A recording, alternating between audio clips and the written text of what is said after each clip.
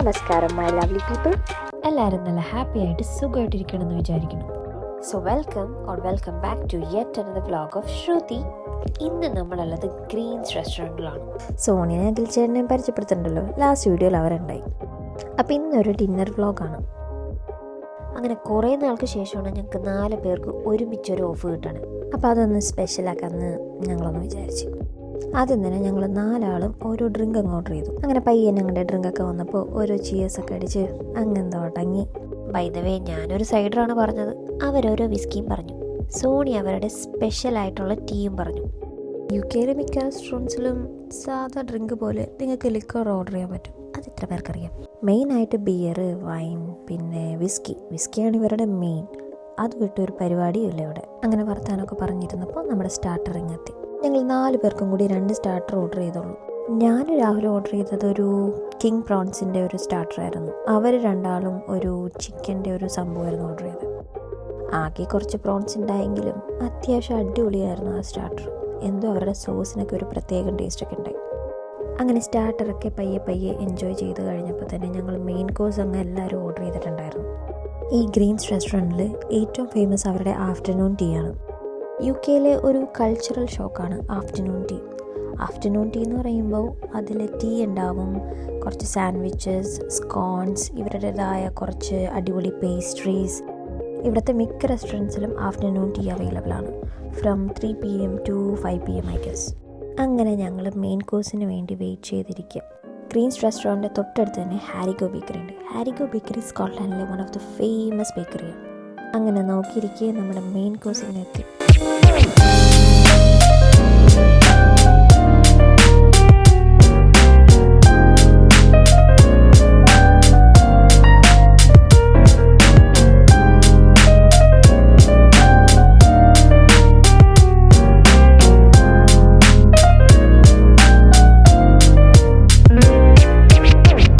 കണ്ട പോലെ തന്നെ ഞങ്ങളുടെ 4 പേരുടെ ഡിഷ് അടിപൊളിയായിരുന്നു.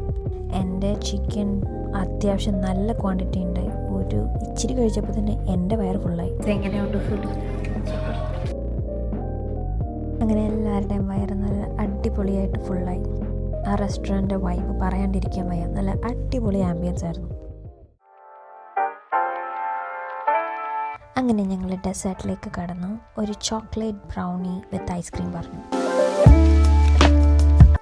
അതൊക്കെ കഴിഞ്ഞ് ഞാൻ ചുമ്മാ സോണിയായിട്ട് റെസ്റ്റോറൻറ്റ് ഒന്ന് ചുറ്റിക്കണ്ടു. അങ്ങനെ അവിടെ ചുറ്റിക്കിറങ്ങി കുറച്ച് ഫോട്ടോസൊക്കെ എടുത്തു. അത്യാവശ്യം എക്സ്പെൻസീവ് ഡിന്നർ ആയിരുന്നെങ്കിലും അവിടുത്തെ കസ്റ്റമർ സർവീസും ആ ഫുഡിൻ്റെ ടേസ്റ്റും അവിടുത്തെ കിടിലൻ ആംബിയൻസൊക്കെ കൊണ്ട് ആ റെസ്റ്റോറൻറ്റ് ഞങ്ങൾക്ക് ഭയങ്കര ഇഷ്ടമായി.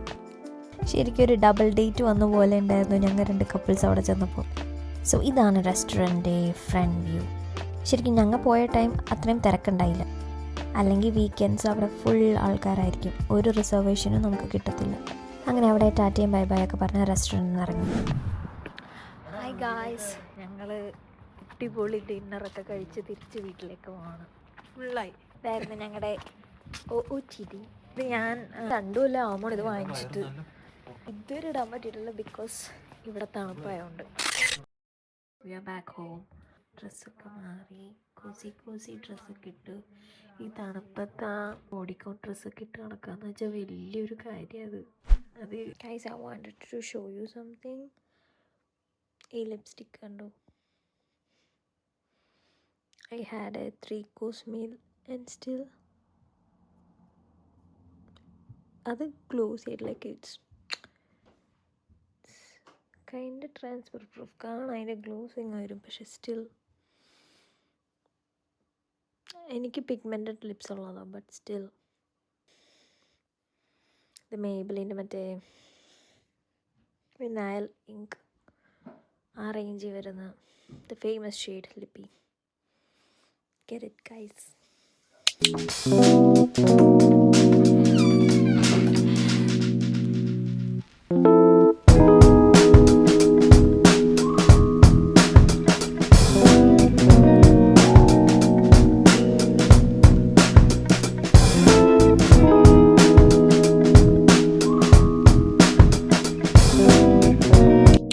സോ ഈ ഡിന്നർ വ്ളോഗ് എല്ലാവർക്കും ഇഷ്ടമെന്ന് വിചാരിക്കുന്നു. ഞാൻ പുതിയ വ്ളോഗായിട്ട് വീണ്ടും വരാം. Guys, don't forget to subscribe if you like this video. See you in the next one, guys.